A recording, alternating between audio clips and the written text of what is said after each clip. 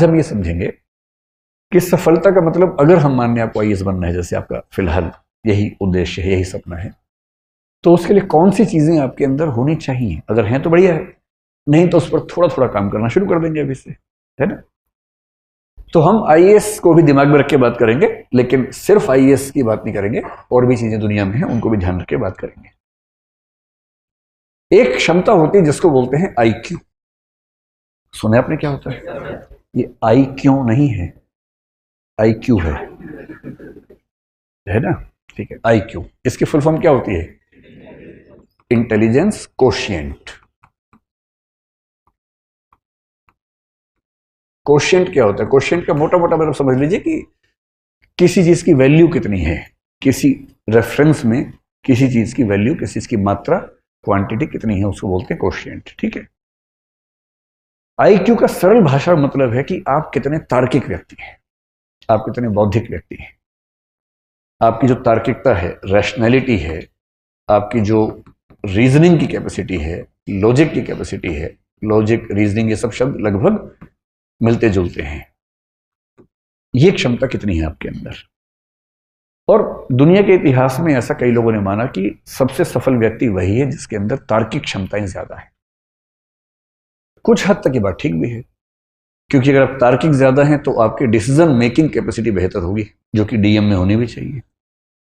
DM में क्या है? डिसीजन मेकिंग है ना?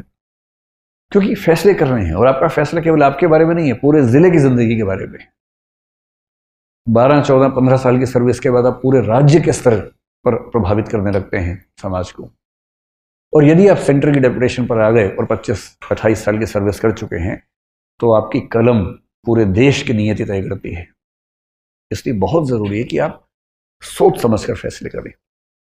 आपका चीजों को समझने का, फैसला करने का जो प्रोसेस है, उसमें जो तटस्थता चाहिए, ऑब्जेक्टिविटी चाहिए, वो एकदम ठीक हो। ऑब्जेक्टिविटी का मतलब है कि आप फैसले इसलिए नहीं करते कि आपका मूड अच्छा नहीं था, आपकी विचारधारा ये है, आपके मन में ये भावना आ गई अचानक, नहीं।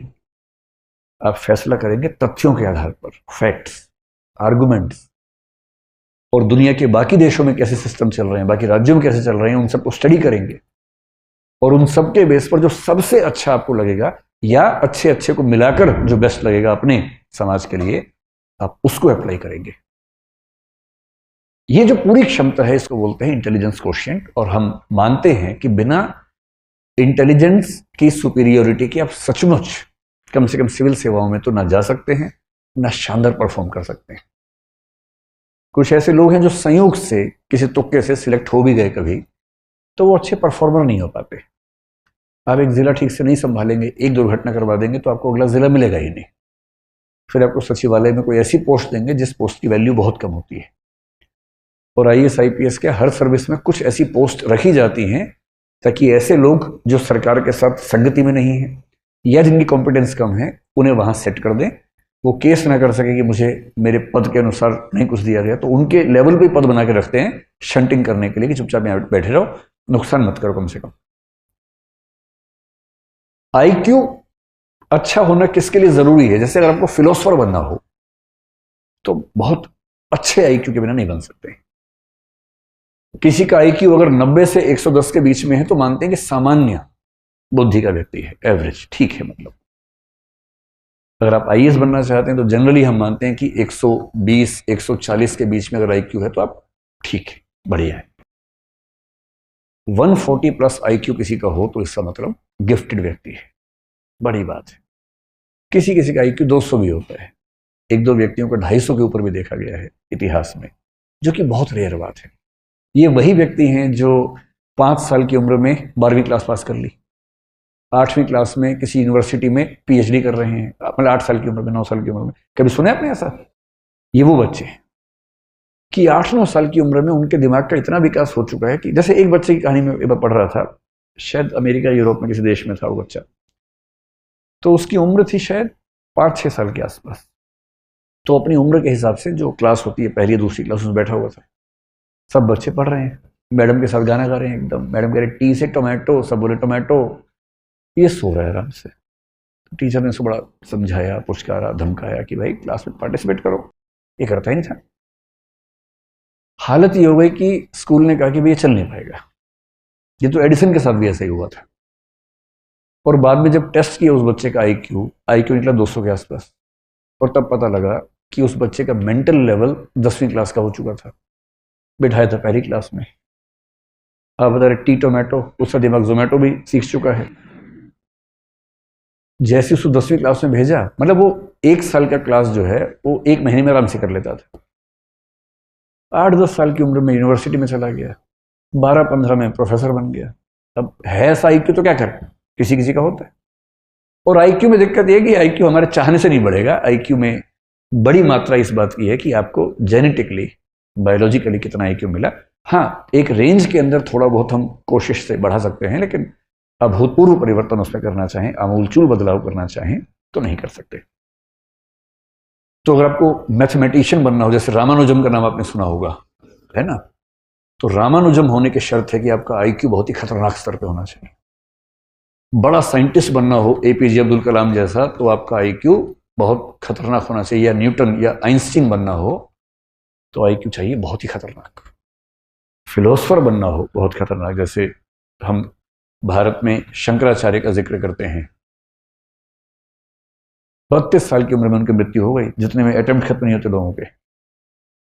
और ऐसी फिलोसफी देके गए हैं कि मतलब 1500 साल होने वाले हैं, कोई हिला नहीं पा रहा अब तक। 32 साल की उम्र में जिस व्यक्ति की मृत्यु हो गई, आईक्यू कितना रहा होगा? उस समय आईक्यू टेस्ट नहीं होते थे, सीधी सी बात है। होता तो मेरा ख्याल है कि 200-250 का मामला रहा होगा उनका। जब आईक्यू बहुत तेज होता है ना, आप इतना तार्किक सोचते हैं, इतना दूर का सोचते हैं, इतना तेज सोचते हैं कि फिर आपके साथ काम करने में सबको मजा आता है। और पीएम क्यों नहीं चाहेगा कि उनके पास ऐसा एक चीफ सेक्रेटरी हो या ऐसा कैबिनेट सेक्रेटरी हो जिसका आईक्यू बहुत शार्प हो, बात कहने से पहले समझ जाता हो, बात पूरी होते होते सॉल्यूशन सामने लाके दे देता हो कि ये सॉल्यूशन है इस चीज का।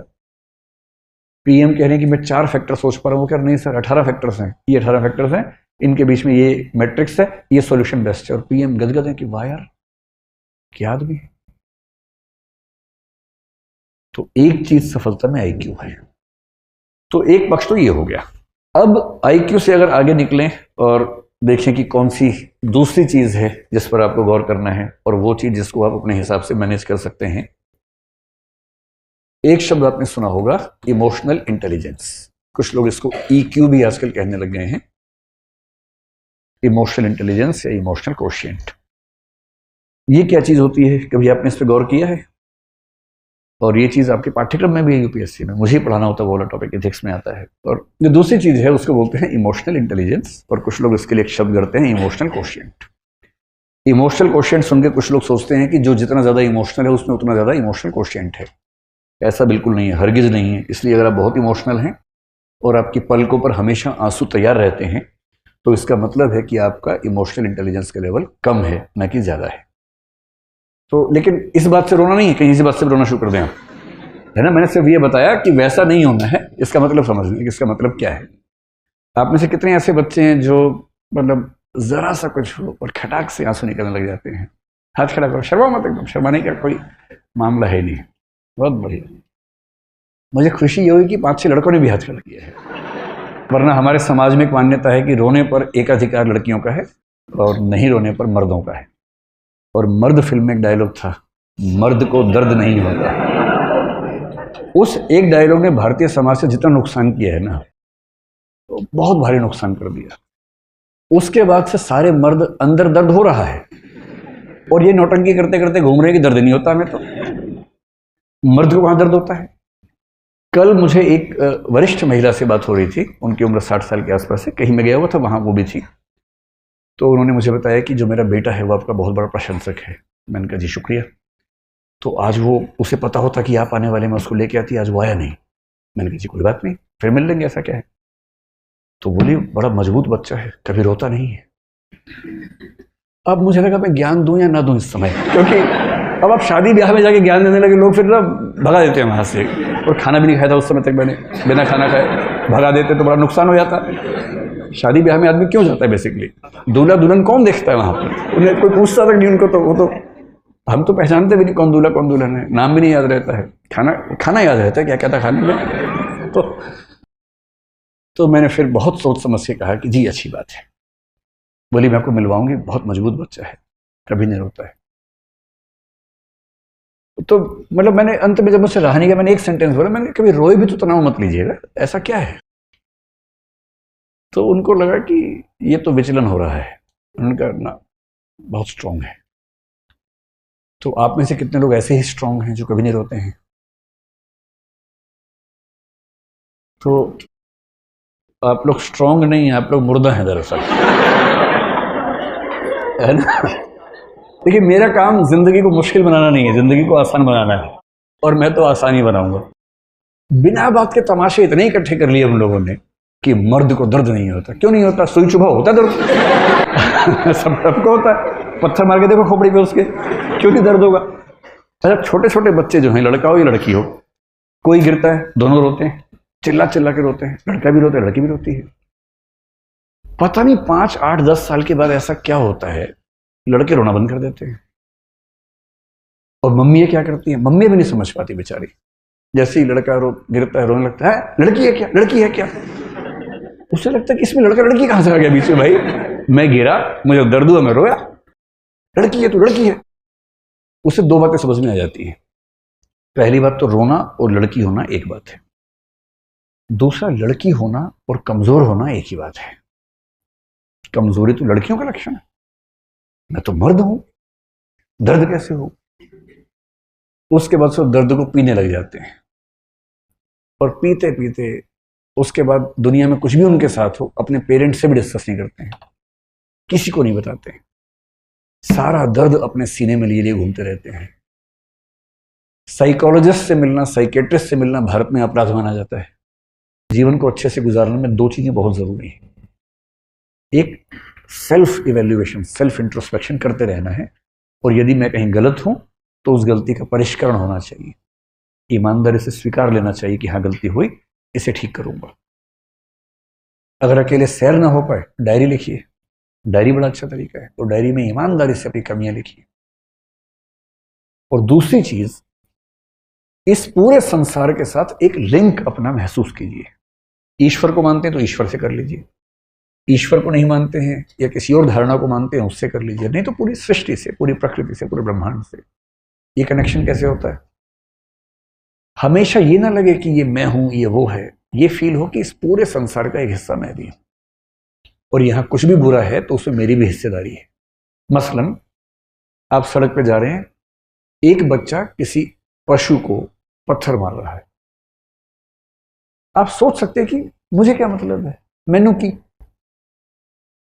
पर आप ये भी सोच सकते हैं कि आप उस बच्चे को समझाएं कि बिना बात के क्यों परेशान कर रहे हो उसको, क्या जरूरत है परेशान करने की। वो पशु थैंक यू बोलने नहीं आ सकता, उसको समझ भी नहीं आएगा कि आपने क्या किया उसके लिए। और थैंक यू या एहसान किया, इसके शुक्रिया के लालच में अगर आप कुछ कर रहे हैं तो उसकी वैल्यू है भी नहीं। कुछ अच्छा करने की वैल्यू तभी है जब आप इस भाव से नहीं करते कि इसका जवाब क्या मिलेगा, प्रतिक्रिया में क्या मिलेगा। छोटी सी बात आप कह दीजिए कि बेटा उसको भी दर्द होता है, क्यों परेशान कर रहे हो, तुम्हें कोई मारे कैसा लगेगा, मत मारो। इस पूरे संसार के हर प्राणी के साथ एक हल्का सा कनेक्शन महसूस करना, और आप पाएंगे जैसे ही आपको ये होने लगेगा ना, जिंदगी के बोझ बहुत कम हो जाएंगे। और आप पाएंगे कि भाई एक संसार है, मैं उसमें हूं, मैं अपनी भूमिका निभा रहा हूं, ईमानदारी से निभाऊंगा, सफल होने की हर पुरजोर कोशिश करूंगा।